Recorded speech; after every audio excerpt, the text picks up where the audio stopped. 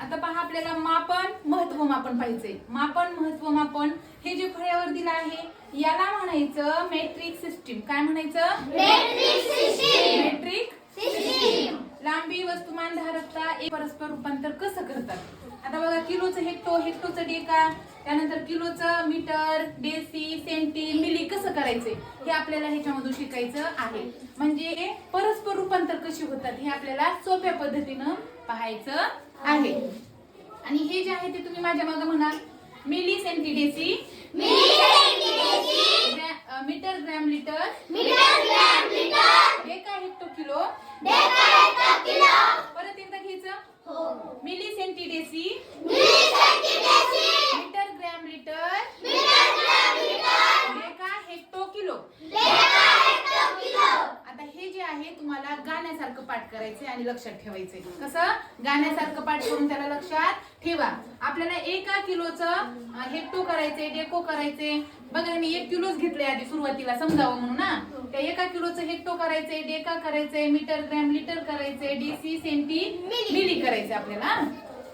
तर पहा माझा हा हात आहे ना डावा आहे की नाही हात, त्या डाव्या हातापासून उजव्या हाताकडे जात असताना मी हे जे गुणिले 10 गुणिले 10 गुणिले 10 केलंय का, याचाच अर्थ जेव्हा आपण किलो पासून हेक्टोकडे जातो म्हणजे डाव्या बाजूकडून उजवीकडे जातोय तेव्हा आपल्याला गुणिले 10 करत करत पुढे जायचं आहे. आता बघा 1 किलोग्रॅमला आपल्याला हेक्टोग्रॅम मध्ये रूपांतर करायचंय.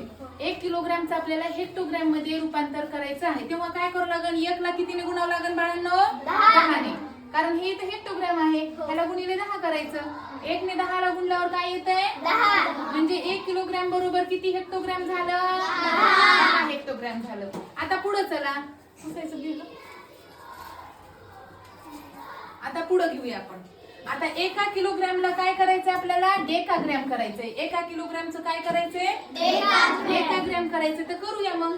कसं करायचं? 1 किलोला कितीने गुणायचे? 10 गुणिले 10. 10 गुणिले म्हणजेच किती झालं? एकावर किती शून्य द्यायचे आपल्याला? 1 2 म्हणजे किती झालं? 100. 1 किलोग्रॅम बरोबर किती डेकाग्रॅम झालं? 100 डेकाग्रॅम झालं. सोपं आहे का?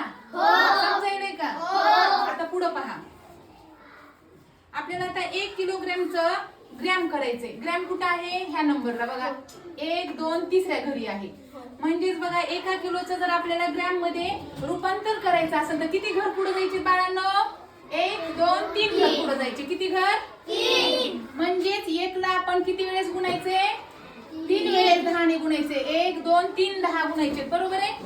म्हणजे 1 ला आपण 3 वेळेस 10 ने गुणायचे म्हणल्यावर बघा किती शून्य येणार एकावर? हे 1 जशाला तसे 1 2 3 शून्य येणार. किती शून्य येणार? 3. 1 2 3. म्हणजे तुम्हाला तर माहितीये 1 किलोग्रॅम बरोबर काय असते?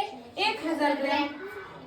1 किलोग्रॅम बरोबर काय असते? 1000 ग्रॅम. आलं का नाही? किती मजा आहे ना ह्याच्यामध्ये गणितामध्ये. हा म्हणजे महत्व मापनच्या मेट्रिक सिस्टीम मध्ये तर मला मजा वाटायली. तुम्हाला वाटायली की नाही माहित नाही. तुम्हाला पण वाटायली का गंमत? आता पुढे बघा गमतीशीर विषय. 1 किलोग्रॅम बरोबर किती डेसीग्रॅम. आता डेसीग्रॅम किती घरे बघा? 1 2 3 4. मग 4 घरे म्हटल्यावर आपण 4 शून्य देऊन टाकू का डायरेक्ट? कशाला 10 10 करायचे? बघा ना 1 2 3 4. म्हणजे एकावर किती शून्य द्यायचे बाळांनो आपल्याला आता? 4. राईट झालं. 1 किलोग्रॅम बरोबर 10,000 डेसीग्रॅम. अरे तुम्ही तर लय हुशार निघालात. लवकर कळायले तुम्हाला हे. आता आपण पुढचं घेऊया का? 1 किलोग्रॅम बरोबर किती सेंटीग्रॅम. आता सेंटीग्रॅम किती घर सोडून आहेत? 1 2 3 4 5. 5 घर सोडून आहे. हो की नाही? मग आता आपण एकावर किती शून्य देऊन टाकूत रे? 1 2 3 4 5. 5 शून्य देऊ? देऊ का? चुकन तर? चुकलं तर? नाही चुकत? बरं देऊन टाकू आपण. तुमचं ऐकू आता. 1 2 3 4. किती शून्य द्यायचे? 5. म्हणजे बघा 1 किलोग्रॅम बरोबर किती सेंटीग्रॅम झालं? 1,00,000 सेंटीग्रॅम. 1,00,000 सेंटीग्रॅम. आता राहिलं काय शेवटचं? 1 किलोग्रॅम बरोबर किती मिलीग्रॅम. आता किती घर सोडून जायचे बघा. आता एकावर किती शून्य द्यावं लागेल? 1 2 3 4 5 6. किती शून्य देऊन टाकू? 6. 1 2 मोजा. 1 2 3 4 5 6. म्हणजेच बघा किती झाले पहा. 3 च्या नंतर आपण स्वल्पविराम दिलाय म्हणजे किती? 10,00,000 मिलीग्रॅम. 1 किलोग्रॅम बरोबर 10 लाख मिलीग्रॅम. आता आपण परत एकदा घेऊया म्हणा 1 किलोग्रॅम बरोबर 10 हेक्टोग्रॅम 1 किलोग्रॅम बरोबर 10 मी अर्ध म्हणते तुम्ही पुढचं म्हणा 1 किलोग्रॅम बरोबर 10 किलोग्रॅम. 1 किलोग्रॅम बरोबर 100 ग्रॅम. 1 किलोग्रॅम बरोबर 1 किलोग्रॅम बरोबर 10 ग्रॅम.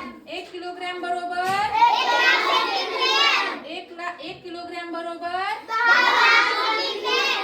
अरे हे कितीतरी सोपं आहे का नाही सोपं आहे का ग हा?